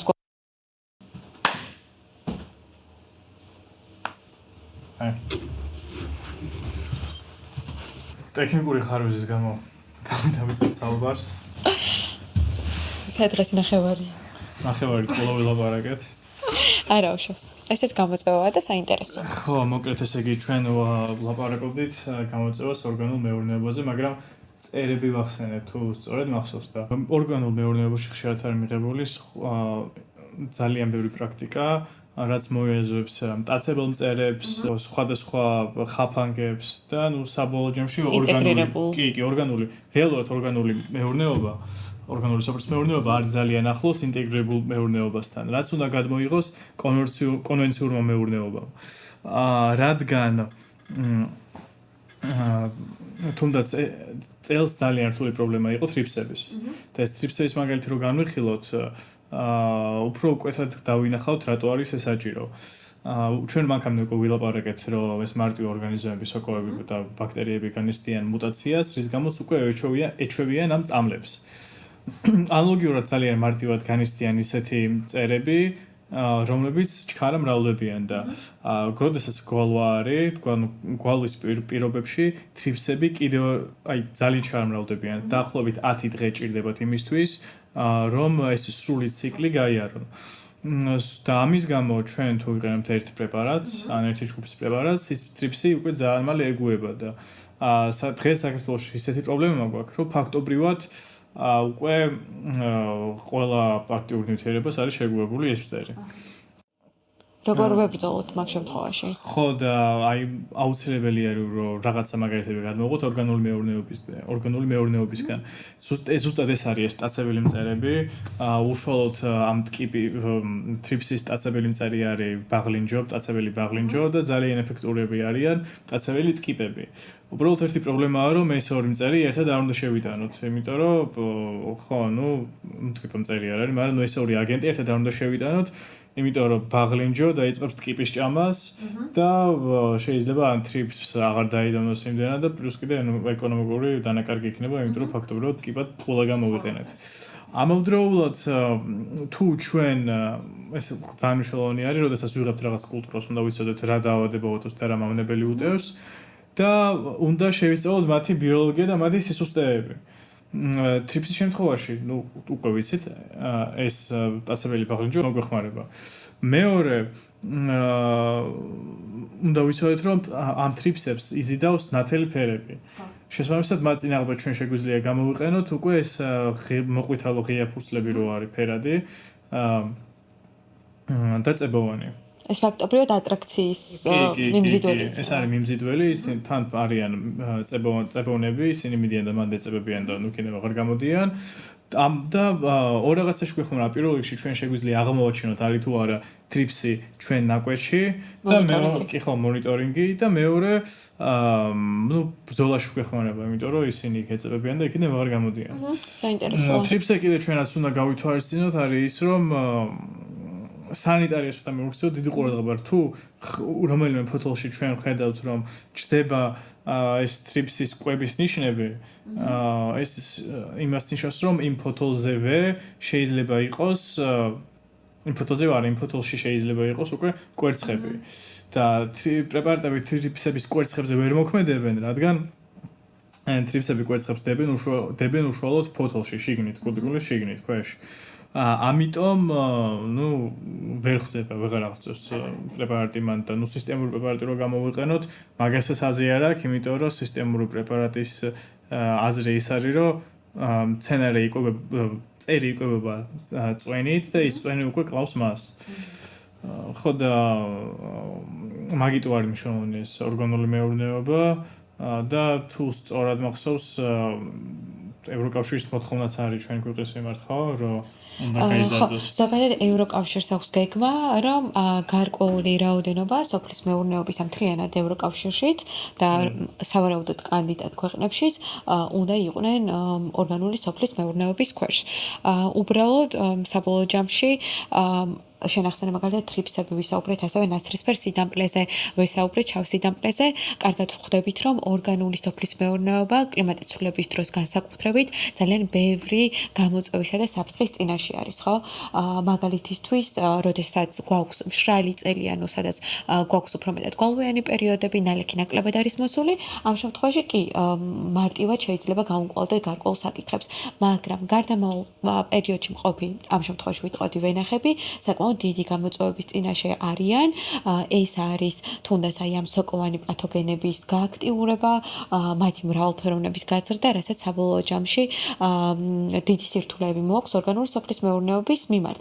მაგრამ უნდა ითქვას ის, რომ დროთა განმავლობაში, როდესაც ვენახი გახდება თვითმყოფადი, როდესაც ეკოსისტემა დაბალანსდება, როდესაც მეგობარი და მტერი მწერები ერთმანეთში კარგ კონკურენციას გააჩენენ, მივდივართ აი იმ რეალურ წარმოებამდე, რაც გვეხმარება, რომ არც სამყაროს არ ვავნოთ და ასევე ჩვენი პროდუქტის იყოს ეკოლოგიურად სუფთა და ჯანსაღი. აქ არ გულისხმობ მხოლოდ ორგანულ სოფლის მეურნეობას, იგულისხმება ასევე რეგენერაციული მაგალითად ეკომეგობრული სოფლის მეურნეობა, რაც ფაქტობრივად კი რთულია სამართავად, განსაკუთრებით მიმდინარე კლიმატის ცვლილების ფონზე საქართველოში, მაგრამ არ არის შეუძლებელი, ხო?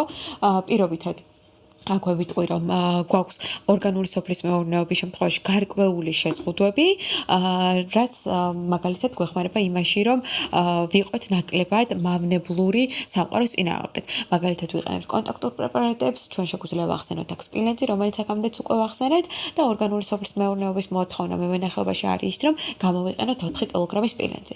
რა თქმა უნდა, როდესაც ძალიან მტენიანია წელიწადი, როცა ძალიან წვიმიანია, ეს 4 კილოგრამი საკმაოდ რთული გამოსაყენებელია. მაგრამ ზომიერ და მშრალი წლების შემთხვევაში ძალიან კარგად გვეხმარება, ხო? და ერთსაც დავამატებ, ბოდიში, შენ ახსენე, რომ უნდა ვიყოთ ამ საკითხს უნდა მივუდგეთ კომპლექსურად, ხო? ანუ ინტეგრირებული დაცვის ღონისძიებები, ხო? ზოგიერთ შემთხვევაში სწავლობა, ზოგიერთ შემთხვევაში ფერომონი, ბალახის სწორი მართვა, მულჩირება, საფარი კულტურები, ხო?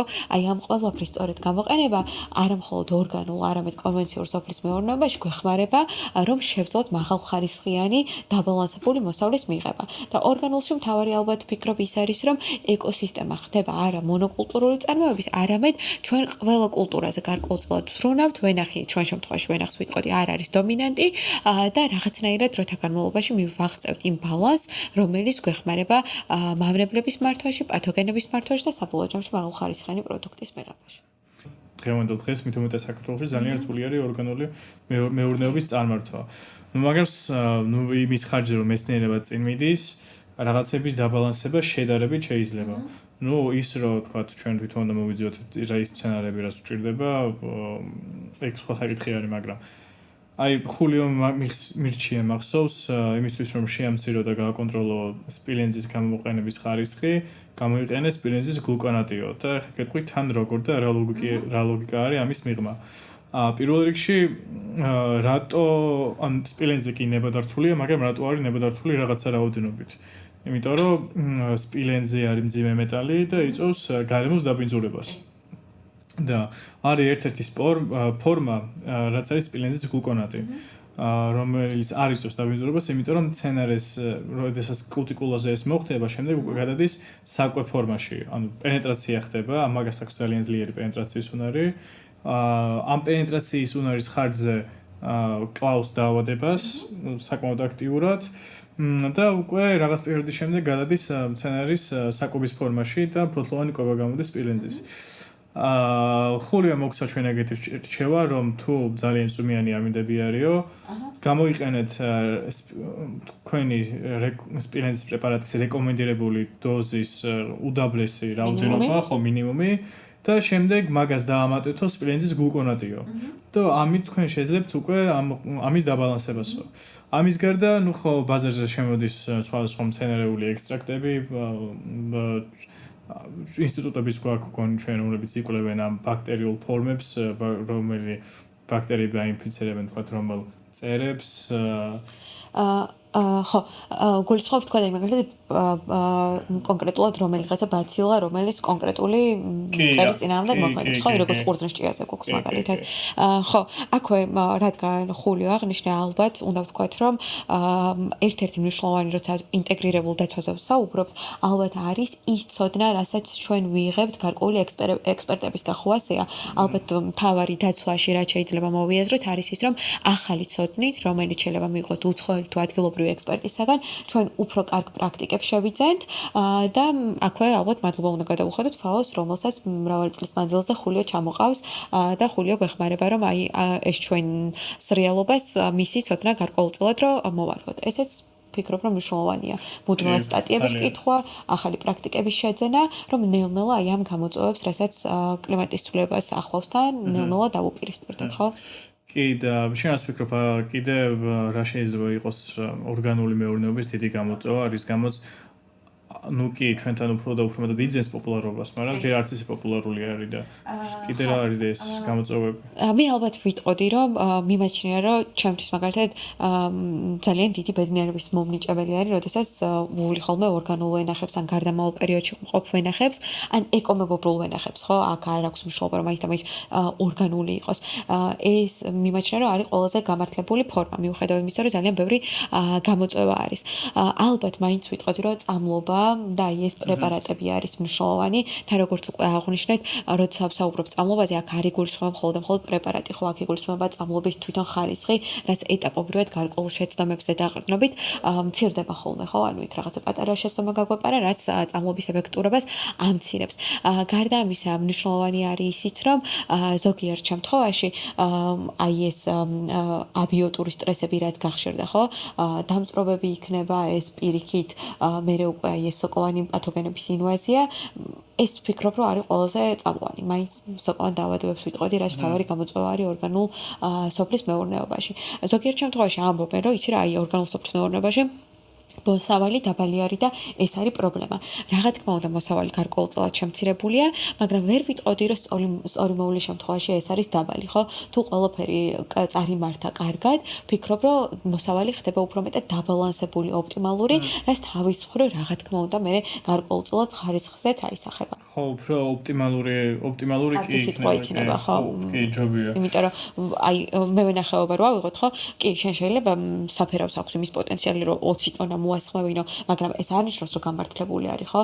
შენ ამით სცენარის გადატვირთვას იწვევ და მნიშვნელოვანი არის გარკვეულწილად აი ეს ხulis ინდექსის დაცვა, რომ ის ოპტიმალური კარგი რაოდენობა მოასხმევინო, არც ცოტა და არც ძალიან ბევრი, რომ სცენარი ზედმეტად არც გადატვირთვა და არც პირიქით ააკრინო. და ნაყოფის ხარისხზე რამდენად მოქმედებს? ხო, კარგი შეკითხვა არის. ხანდახან ვფიქრობ, რომ აი მე მინდა მქონდეს პრემიალური საფერავი და მოდი დავასხმევინებ მხოლოდ რა ვიცი 4 ტონას მაგალითისთვის, ხო?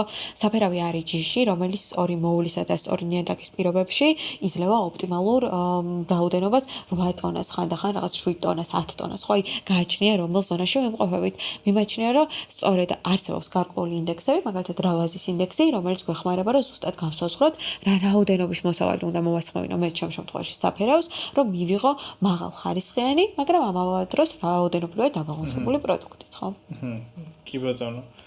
სანდრო, მე მგონი ჩვენ ერთ-ერთ ეტაპზე ალბათ კარგი იქნება, რადგან სხვა შევეხეთ და ცოტა მევენახეობისკენ წამოვიყვანეთ საქმე, ალბათ მნიშვნელოვანი იქნება ყურადღება გავამახვილოთ, რა გავლენას ახდენს და რა გამოწვევები გვაქვს, ან ასევე რა შესაძლებლობები მევენახეობა მეღვინეობაში აი ამ კლიმატის ცვლილების ფონზე, როგორ ფიქრობ, საინტერესო არ იქნება?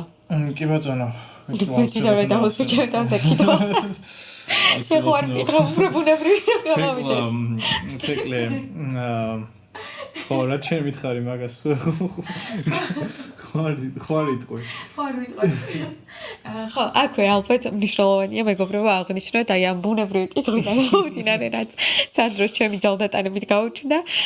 ალბათ მნიშვნელოვანია ვისაუბროთ ორივე სიტყვით, რა გამოწვევები და შესაძლებლობები გვაქვს კლიმატის ცვლილებიდან გამომდინარე, მე ვენახება მეღვინეობის კუთხით. მე ვენახებაში ჩვენ ვთქვით, რომ რა თქმა უნდა იზრდება შემთხვევები, როდესაც მივდივართ სცენარის დამწვრობამდე. შეიძლება მივიღოთ შედეგად რაღაც პროდუქტის დამწვრობა, ხო, არა მხოლოდ ფოთლის, არამედ ყურძნის. გარდა ამისა, გვაქვს მომატებული ექსტრემალური ნალექების რაოდენობა, რაც გულისხმობს იმას, რომ გვალვიანი პერიოდის შემდგომ შეიძლება ერთიანად მოვიდეს ძალიან დიდი რაოდენობის ნალექი, რაც რა თქმა უნდა იწვევს სოკოვანი დაავადებების აფეთქებას, მათ ინვაზიას, მათ გააქტიურებას და ასე შემდგომ. მაგრამ აქვე უნდა ითქვას ისიც, რომ კლიმატი კლიმატის ცვლილება და ის მიმდინარე ტრენდი, რაც არის კლიმატის ცვლილებაში, გვთავაზობს ასევე შესაძლებლობებს ახალი რეგიონებისთვის. ეს გულისხმობს იმას, რომ მევენახეობა ნელ-ნელა გადადის, თქვათ, ჩვენ შემთხვევაში ქართლისკენ, ნელ-ნელა გადადის მთისკენ, რაც გულისხმობს იმას, რომ ახალი რეგიონები გამოჩნდება ტერიტორიაზე. ამის გარდა ეს მარტო საქართველოს ხომ არ ეხება, ანუ ნელ-ნელა ჩვენ ვხვდებით სტატიებს, სადაც პირობითად ბრიტანეთიდან საუბრობენ იმ ჯიშებზე, რომლის გაშენებას დაიწყეს, იმ ღვინის ტიპებზე, რომლის მიღებას დაიწყეს, ხო? თუ პრობლემა არის მაგალითად ის, რომ ჩვენ გვიჭირს უკვე შაქარმჟავიანობის ბალანსი, თუ გვიჭირს ოპტიმალურად ფენოლების მომწიფება და სხვა, ზოგიერთი რეგიონისთვის ეს უკვე არის ახალი შესაძლებლობა, რომ მივიღოთ, თქვათ, მაღალმჟავიანი, ცოცხალი, არომატული ტიპის ღვინოები, რაც შეიძლება ზოგმა რეგიონმა დადებითად გამოიყენოს. გარდა ამისა, უნდა ვთქვათ ისიც, რომ ერთ-ერთი მნიშვნელოვანი რისკენაც კლიმატის ცვლილება გვიფიცგებს არის მეტი და მეტი კვლევა. მოგეხსენებათ, საქართველოს არის ვაისა და ღვინის სამშობლო, საქართველოს ეს არის მევენახეობის დომესტიკაციის არეალი. ჩვენ ვიცით, რომ მოხდა დუალური დომესტიკაცია, ანუ ვაზის ორ ადგილზე გაკულტურება და აქედან ერთ-ერთი არის კავკასიის რეგიონი. კერძოდ, საქართველოს ეს პროცესი მოხდა დაახლოებით 11,000 წლის წინ, ასაც მიმდინარე კვლევები გვაჩვენებს და ამიტომ მივდივართ იმ დასკვნამდე, რომ საქართველოს არის გენოფონდით ერთ-ერთი ყველაზე მდიდარი კერა. ჩვენ ვიცით, რომ ამპელოგრაფიული აღწერით, ვაზის ამპელოგრაფიული შესწავლით დაახლოებით 525 ვაზის ჯიში გვაქვს საქართველოს წარმოდგენილი. ეს რატო არის მნიშვნელოვანი? თითოეული ვაზის ჯიში ამდენი ხნის მანძილზე ეგუებოდა ამ გარემო პირობებს. შესაბამისად, მათში მომხდარი არის გარკვეული მუტაციები, გარკვეული გენეტიკური ცვლილებები, ხო? ისინი შეგუებულები არიან უკვე ამ გარემოს. შესაბამისად, მათი ღრმა გენეტიკური შესწავლა გვთავაზობს იმათ, რომ უფრო მეტი წარმოდგენა შევიქმნათ ჩვენს გენოფონდზე. ეს გვეხმარება იმაში, რომ ჩვენი დღევანდელი ასორტიმენტი თუ დღეს პირობითად ბაზარზე 50 წამყვანი ჯიში არის წარმოდგენილი, რაც უკვე კარგი რაოდენობა არის, კიდევ უფრო მეტად გავამრავალფეროვნოთ, ხო? შესაბამისად, მიმაჩნია, რომ აი კლიმატის ცვლილება ბადებს ახალ გამოწვევებს, ახალ შესაძლებლობებს, რასაც ახალი რეგიონებიც მოერგებიან და ამას ალბათ უფრო მეტად პოზიტიურად და ჩაგვიძლია შევხედოთ გარკვეულ საკითხებში. გასაგები არის და უშუალოდ მევენახეობაზე გასაგებია, მაგრამ მეღვინეობაზე როგორ შეიძლება აისახოს? ხო, აი მეღვინეობაზე მაგალითად რთველის თარიღი დააჩქარა, ხო? ანუ ფენოლოგიურად ვაზი უფრო სწრაფად ვითარდება, რაც გულისხმობს იმას, რომ ზოგიერთ რეგიონში თუ რთველი ტარდებოდა 1 ოქტომბერს, ეხლა მაგალითად ტარდება მაგალითის ვამბობ 1 სექტემბერს, ხო? აი ეს დააჩქარა. ამან გარკვეულწილად შეცვალა ვაზის ფენოლური მომწიფება, ხო? კი, შეიძლება შაქრიანობა მიაღწიოს გარკვეულ კომპონენტს, მაგრამ ეს არ ნიშნავს იმას, რომ ანტოციანების, ფენოლების, სხვადასხვა თქვათ ტანინების სიმრგვალე ან სიმწიფე უკვე მიღწეულია. ანუ შეიძლება კლერტი კვლავ იყოს მწარე და ვეღარ გამოვიყენოთ მაგალითად არ ვიცი, ქვევრის წარმოების ტექნოლოგიაში ზოგიერთ წელს, ხო? აი ესეთი გარკვეული პრობლემები გააჩინა. გარდა ამისა, ისეთი ღვინოების, სადაც მჟავიანობა არის ძალიან მნიშვნელოვანი, ხო? აი ეს მჟავიანობა ესეთი ცოცხალი აღარ არის, იმიტომ რომ შაქარი ძალიან მალე გროვდება. ანუ აი ეს შაქარმჟავური ინდექსი ირღვევა. ამიტომ პატარ-პატარა გამოწვევებს ვაწყდებით ამ კუთხით. რა თქმა უნდა, ამ ტემპერატურის ცვალებადობას, აი ამ კომპლექსურ საკითხებს ერთიანად გავლენა კიდე აქვს მიკროფლორაზე, ხო, თვითონ საფუარზე და ზოგიერთი საფუარი მაგალითად ძალიან მოწყვლადი არის მზის გარკვეული ნათების მიმართ. ასევე ზოგიერთი არომატი, ხო? ანუ ფერის პიგმენტი ზოგიერთი სინთეზდება მაღალ ინტენსივობაზე მზის ხეობის, ზოგიერთ შემთხვევაში იშლება. ანალოგიურად არომატები, ზოგი არომატი იშლება, ზოგი არომატი იბადება. აი აქ მაგალითად მოვიყვანდი რისლინგის მაგალითს.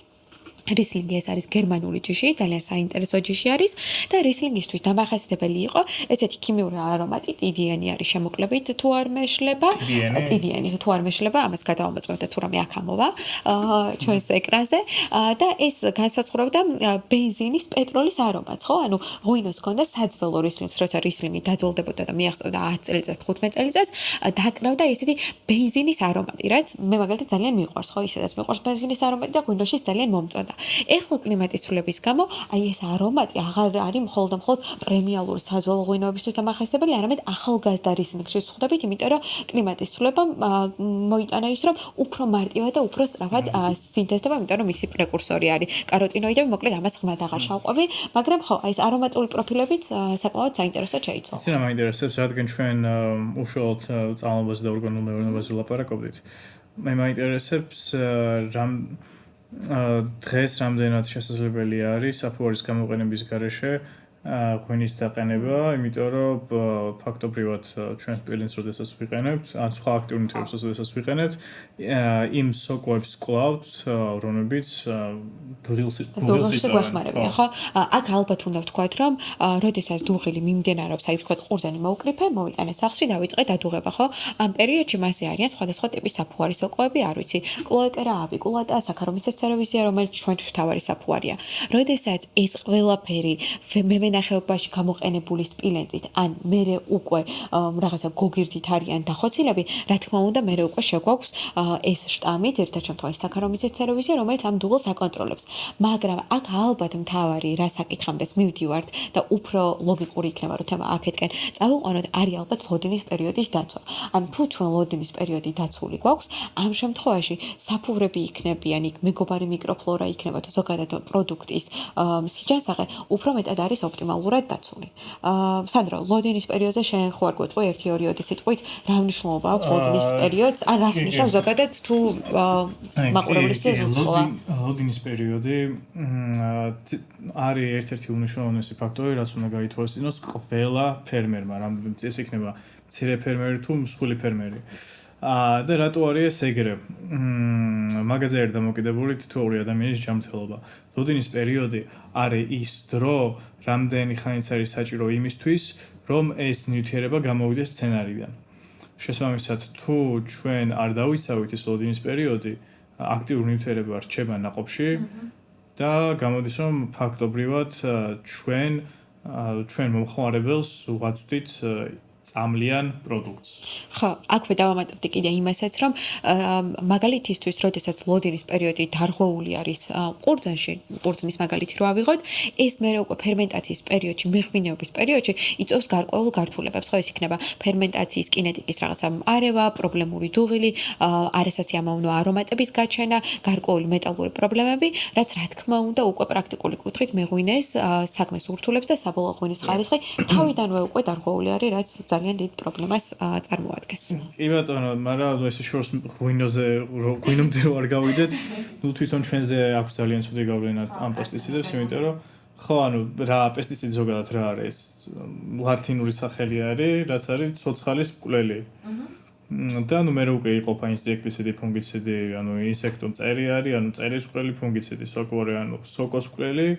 და ნუ მაგრამ საერთოდ ჯამში ეს ყველაფერი არის ცოცხალის მკვლელი და გამოდის რომ შენ მომხმარებელს, ანუ შენ მეზობელს, შენივე გვერდითა ქალაქში მცხოვრებს ან ამ შემდეგ აძლევ რაღაცას, რაც პირდაპირ მოქმედებს უარყოფითად მის ჯანმრთელობაზე და ეს იწვევს უკვე სხვადასხვა ფიზიოპათიას, გენეტიკურ დარღვევებს და მივიდივართ უკვე სხვადასხვანაირ მძიმე დაავადებებთან. ეს არის გამოწვეული ამ კვებით. ხო, ანუ აქ ალბათ შეგვიძლია ძალიან კარგად ვთქვათ ის, რომ საბოლოო ჯამში მე როგორც მე ვენახე, შენ როგორც აგრონომი, ნებისმიერი ფერმერი ერთმანეთზე ვახდენთ გავლენას, აი ამ ჩვენი მოწვეული პროდუქტით. ეს ყველაფერი გავლენას ახდენს მაგალითად მე ნიადაგზე, დედამიწაზე, სამყაროზე და ალბათ აი აქვე კიდე ერთხელ ჩემს სიყვარულს გამოვხატა ორგანული სოფლის მეურნეობის მიმართ, რომ ორგანული სოფლის მეურნეობა გეუბნება ის, რომ შენ ამ ყველაფერზე ისე უნდა ისრუნო, რომ ჯანსაღად მიუტანო მომავალ თაობებს. ალბათ კიდე ერთი რიც გამოც ორგანულ სოფლის მეურნეობას მიუხედავად მრავალი სირთულისა, ამის გამო ძალიან დიდ პატივს ვცემ, რომ აი ამ ბუნებრივ კომპონენტებს ძალიან კარგად ითვალისწინებს და გვასწავლის თანასწორობასაც, რაც მრავალი კუთხით შეიძლება იყოს გამოხატული ცოცხალ ორგანიზმებს, ადამიანებსა თუ ადამიანებსა და ვენახს შორის ჩვენ შემთხვევაში. ხო და ანუ თუნდაც ეს ორგანული მეურნეობის პრინციპი, რომ ყველაფერი უნდა იყოს ბალანსში და ანუ ყველაფერი უნდა უფრთხილებოდეს ერთმანეთს, გადმოდის რეალურ ცხოვრებაში. რომ შენ უნდა გესმოდეს, რომ უნდა გაუფრთხილდე შენ გვერდზე მცხოვრებს, თვითონ შენ მომხმარებელს და არ უნდა დამოწამო მარტივად რო ვთქვათ, იმიტომ რომ ხშირად ჩვენ ვიგებთ ხოლმე, რომ იცი რა მე არ შემიწამლია, უწამლია ჩემთვის მინდოდა, ან ოჯახისთვის მინდოდა და აი შენ თავის ფაში მოკიდი, ან რაიმე მსგავს, ხო? ანუ ყველანი ერთმანეთის ოჯახის წევრები ვარ და ალბათ ერთმანეთზე ზრუნვა არის მნიშვნელოვანი. კი, ან თუნდაც ის ფაქტები, რომ აი მოსავლის აღების წინ სპეციალურად რო წამლიან, რომ რაღაცა არ დაავადეს, ან ის ვიდეო ხო გექნება შენ ანახე. ეს პესტიციდი არის, მაგრამ საღებავით რო ხებოდა. ანუ ხო. ხო, მე კითხვა, მე თავი გამართლა გამოძიების დროს რომ გვისა გავიხსნა. ტრიფსი. ხუმრობა იყო, მაგრამ მეჭირება ეგრე ხუმრობა იყო, დაწოლია რომ ეგრე ყიდეს. მე ხშირად ვფიქრობ ხოლმე, რომ აი ხშირად მახსენდება ეს გამოთქმა, რომ საკვები უნდა იყოს შენი წამალი როგორც ასეთი რა და ხანდახან როცა მივირთმევ გარკვეულ პროდუქტს, ვფიქრობ, რომ მე ახლა რას მივირთმევ მძიმე მეტალს, სპილენს, რაღაცა მანკოცებს თუ ვიტამინ B-ს და რაღაცა არ ვიცი. აი აბსოლუტურად მართალი ხარ, ან ბავშვობიდან ვიცით, რომ აი ხილი ჭამე, კარგად იქნება და ახლა ხილს ჭამდა, თუდად პირიქით. შემთხვევაში აი ამ შფოთვის მომენტს ძალიან ხშირად მატებს ხოლმე და მიმაჩნია რომ აი ეს ხშირად ვამბობ რომ ზუსტად არ ვიცი ანუ ეს იდეოლოგია მქონდა და მაგიტომ მომეწონა ორგანული მევენახეობა თუ ორგანული მევენახეობის მერე დავიწყე უფრო მეტად სამყაროზე ზრუნვა რა მაგრამ მიმაჩნია რომ საბოლოო ჯამში აი ეს არის ეკომეგოვრული ჩარევები რაც კი და ნუ 100% ორგანულმეურნეობაზე თუ არავინ არ გადავა მაინც ინტეგრირებული ბრძოლის მეთოდით, ინტეგრირებული დაცვის მეთოდით შეიძლება ამ პესტიციდების რაოდენობის შემცირება და ლოდინის პერიოდი, როგორი მეურნეობაც არ უნდა გქონდეს, აუცილებლად უნდა დაიცვა. ხო, ყველა ვარიანტში.